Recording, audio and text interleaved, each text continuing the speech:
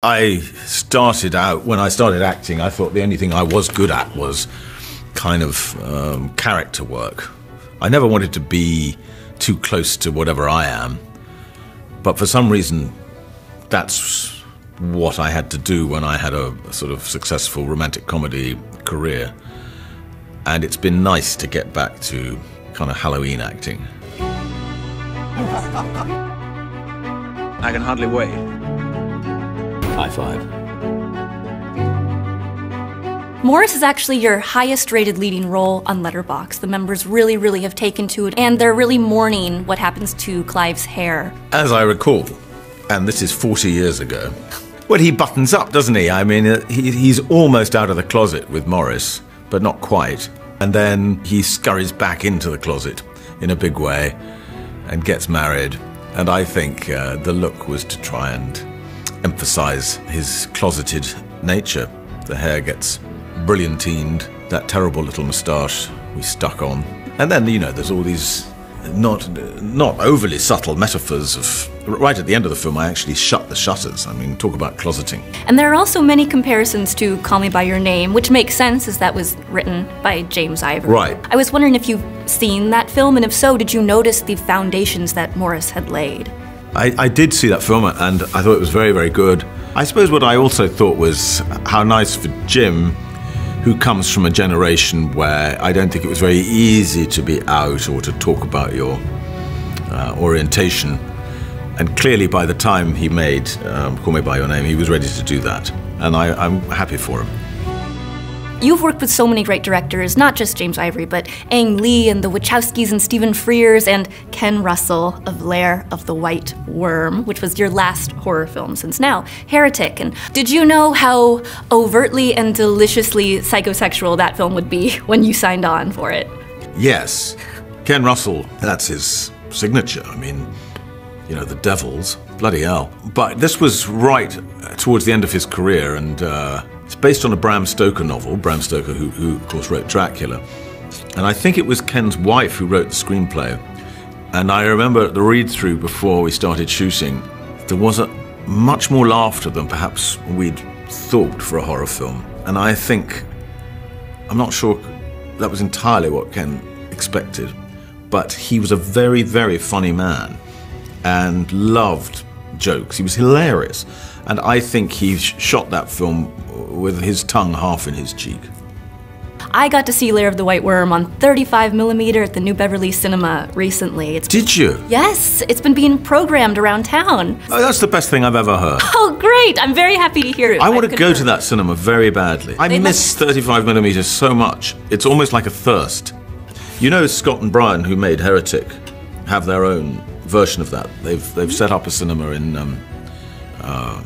whatever the curious town they live in Iowa is, and it plays 35mm classics.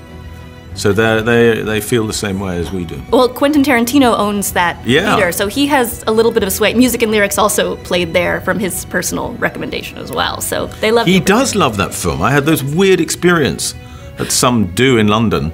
This sweaty person pushed his way through the crowd to me, and it was Quentin Tarantino. And to my enormous surprise, he said, "Oh man, I love music and lyrics."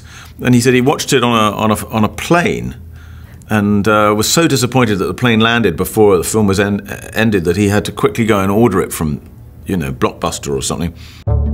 I probably will never be as fond of a film as I am of Paddington 2, or admire it. So I mean, it's just beautifully made, and it's very satisfying, especially because it's so unexpected.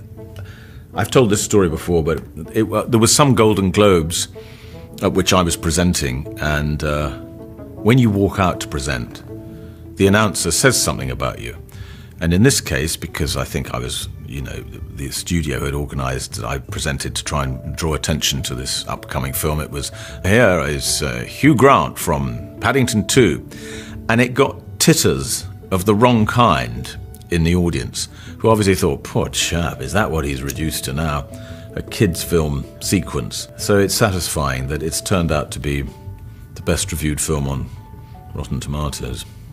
And Letterboxd as well. I'm very glad. People love it on Letterboxd. Oh, great. What am I like? Guards, lock me up. The weight you have. Did making the Pop Goes My Heart music video in Music and Lyrics help you prepare for the song and dance number that Phoenix Buchanan does? No. Music and lyrics dancing was hell because it was free form. Just kind of express yourself, enjoy the music, feel it like a real rock star. And I'm so not that person, and I really struggled with that.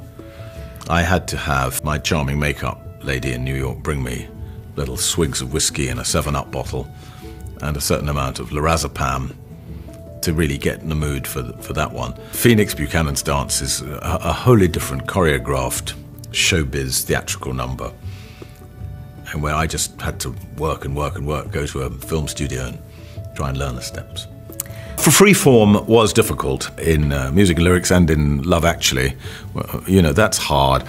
But the older I get, the more I love song and dance in films. And the more I watch, you know, Fred Astaire films, things like that. And I just think, what's the point of any other kind of film? They're so exquisite. And it's so sad that they're not. It's not fashionable anymore, the great Hollywood musicals. Bring them back, I'd love to be in one. So you have played a string of villains now, but I do have to say I think the most diabolical might be Daniel Cleaver of Bridget Jones's Diary. He has caused me and many women so much psychic damage. Tell me about that. I'm interviewing you here. You've said in the past that Daniel Cleaver is the character that you maybe feel closest to or most relate to, and I'm wondering, you know, now that you've maybe settled down a little bit, does that still ring true? Well, no, I'm probably a different beast now, but back in my 30s and 40s, maybe there's some truth in that about Cleaver, and it was nice to bring him back recently. You know, I've shot a week on Bridget 4. Your frenemy, Colin Firth, has credited you with deciding to badly improvise that fight scene. Can you just confirm or deny that real quick? Well, that is true. It's something I'd always wanted to do. I should have done this years ago. Done what? This. Oh! Fuck me, that hurt! I never really believed fight scenes in movies because they are so choreographed by stuntmen, you know, to the jaw, and I've never seen anyone fight like that. And particularly, I've never seen middle-class, Oxbridge-educated Englishmen fight like that. So there was something of a struggle when it came to that scene to get rid of the stunt team, excellent though I'm sure they were, and say, no, we're just going to go freeform and fight like two hopeless pussies. Could you tell me a little bit of backstory for Mr. Reed? Well, I think I can tell you two things. One is I think he had a great loss somewhere in his life. Someone died that was very special to him, and in his grief looked for some comfort in religion and didn't find it. And I think that partly explains his encyclopedic knowledge of religion and his disdain for it. But I also think more broadly he was just that kid who seemed nice and actually quite charming in a way, and to whom people would be drawn for a bit, but suddenly they think, no, yuck, there's something wrong here. And I think he was not invited to parties and sleepovers, and I think he's sad about that and has overcompensated throughout his life by trying to be ever more fascinating and groovy and different and playing pranks on them. And I think he's super intelligent to an almost sort of painful degree, and hence his fascination with trying to organize everything. I think that his plan for the two girls in this film has been written down. It's an incredible labyrinthine program. If they do this, then we do that. If they do that, then we do this. And it's all part of the world he builds, the house he's actually physically built, the weird analog locks on the doors, all that. As we wrap up our conversation, which film from your filmography would you like people to seek out? There's a very obscure film, I'm not sure it really works, called An Awfully Big Adventure. I remember just thinking I'm quite good in that, and that was a whole strand of my acting career I wish I'd pursued for longer.